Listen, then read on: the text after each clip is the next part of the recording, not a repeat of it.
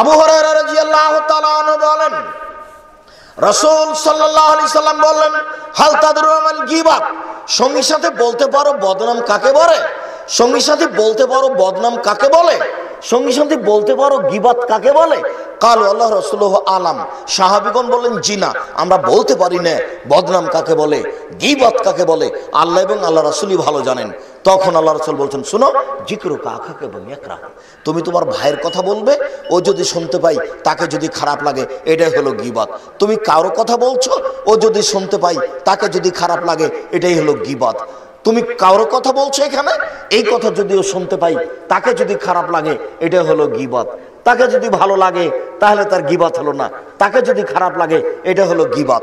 তখন সাহাবীগণ বলছেন, আর হাইতা ইনকানা ফিয়া মাকুলো, আল্লাহ রাসূল, আমি একটা কথা লোকটার বলছি, আর লোকটা এটা করেছে, লোকটা চুরি করেছে তাই তো আমি বলছি, সেটাও কি গীবাত? লোকটা চুরি করেছে তাই তো আমি বলছি, সেটাও কি গীবাত? তখন আল্লাহ রাসূল বলছেন, শোনো, ইনকানা ফিয়া মাতাকালো ফাকা দিগতাবতাহু, ও যদি চুরি করে থাকে তুমি বলো তাহলে গীবাত, ও যদি জেনা করে থাকে তুমি বলো তাহলে গীবাত। ও যদি চুরি না করে তুমি বলো তাহলে অপবাদ, ও যদি জেনা না করে থাকে তুমি বলো তাহলে অপবাদ। দুইটার হুকুম দুই রকম। হাদিস মুসলিম।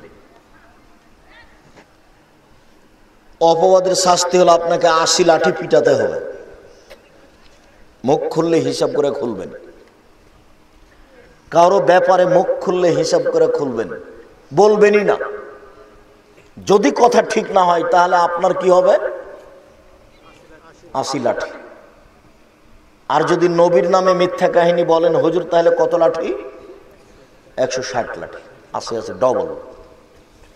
হুজুরকে 160 লাঠি পিটিয়ে বিদায় করতে হবে।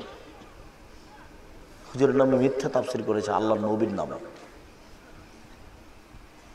শুনুন, অপবাদের শাস্তি হলো 80 লাঠি।